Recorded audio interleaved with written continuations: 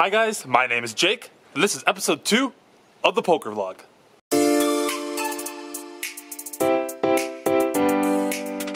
Last night I made a drink a little bit too much with the boys for my birthday, so this morning is gonna be a struggle.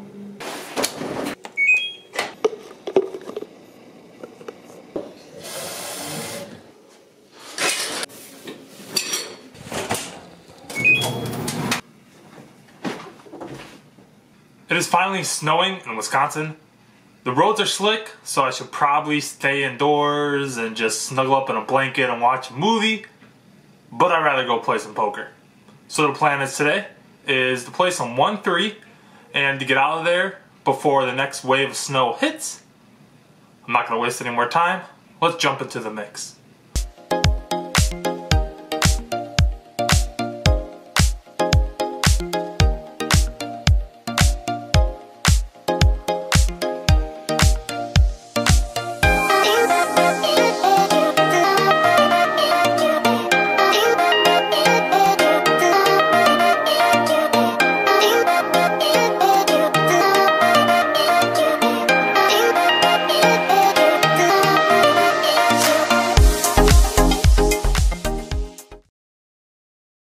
It is now the next day, and this session went just the way we were looking for. We picked up premium hands in great spots, and we got paid.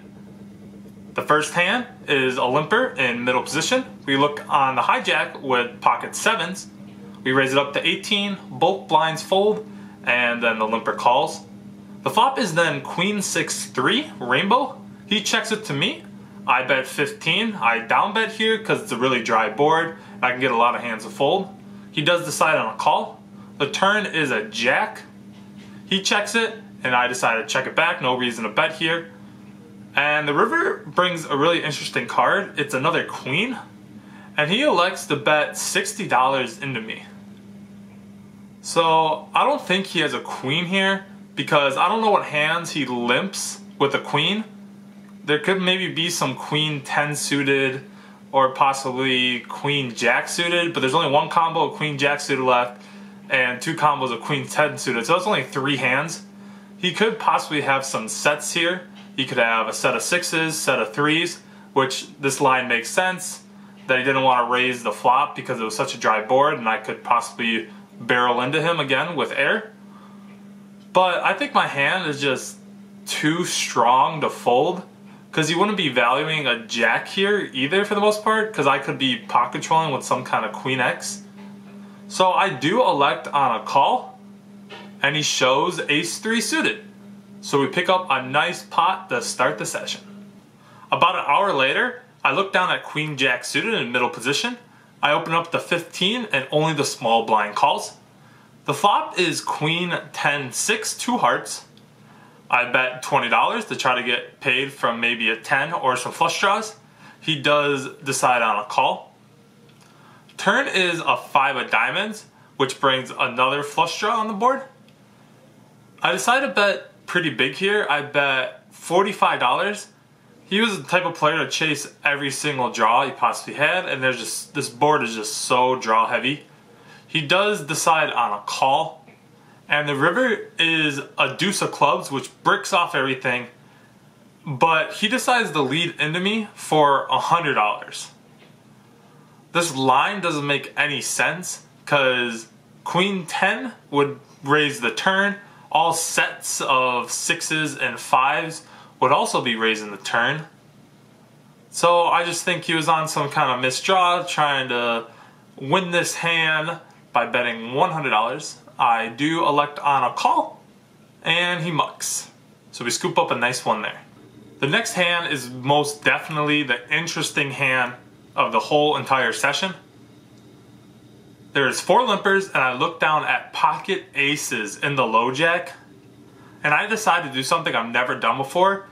I limp, and the reason why I do that is the villain in the last hand was in the button, and he was raising any 2. He was down a bunch of money and was on super monkey tilt. And I was just praying he would put in a raise.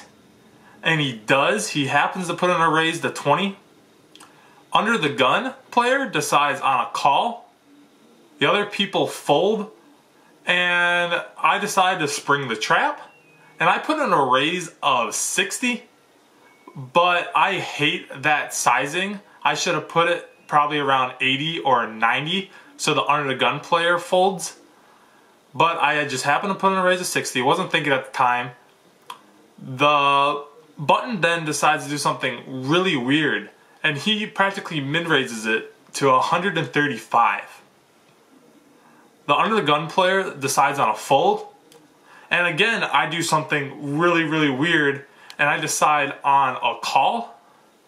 My game plan here was I was going to check it to him on the flop, and when he puts in a bet, I was going to jam over him. It didn't matter what the flop was, and it'd probably get it in good, because I think he has the ability to 4-bet bluff a crap ton when he's on this tilt. So I decide on a call, and the flop is the dream flop for my hand. It is 4-4-4. So we make a boat, and as I stated before, I do check it to him, and he does shove for $232. Of course, I snap call, and he has pocket kings. The turn brings a brick, and the river brings a brick. So we put in a huge risk and just calling pre-flop, and then just calling his 4-bet. Looking back at it, I don't like this play at all. I'm just very fortunate that it worked. But let me know what you guys think in the comment section below of this play. I'm probably never doing it again, but I'm just so happy that I actually got paid. This is the last and biggest pot of the session. We look down with 8-7 suited in the big blind. The low jack decides on a limp, and then the button raises it to 20. The small blind calls the 20, and I decide to squeeze it here because the small blind is dead money and the limper is also dead money. So I squeeze it to $80. For my surprise, all 3 people call. So not the scenario that we wanted. We go 4 ways to a flop of 10, 9, 4, 2 spades. So the dream flop for my hand. The small blind checks, and I decide I was going to put in a check and raise all bets here, pretty much all in here with all this equity. So I do decide on a check. The low jack decides to bet $80. The button decides on a call, and as planned, there's around $480 in the pot. I decide to jam for $600 effective. The low jack goes into the tank and is grunting and moaning, is like, oh, this is my last hand, blah blah blah, and decides on a call for around $268, and the button decides on a fold. So I think he has some kind of overpair here for the most part. I decided, hey, do you want to sweat it and flip him up? And he said, sure, I'm just on a draw. So in my head, I thought he just had the nutted flush draw, so I thought I was going to be really behind. But with my surprise, he flips over Queen Jack with 1 spade. So it's pretty much a flip. The turn is a 7 of hearts, which gives us a pair, so now we are ahead.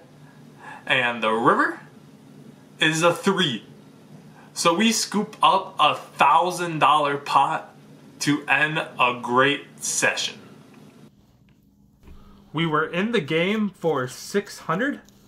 We cashed out for $1,518 for a profit of $918.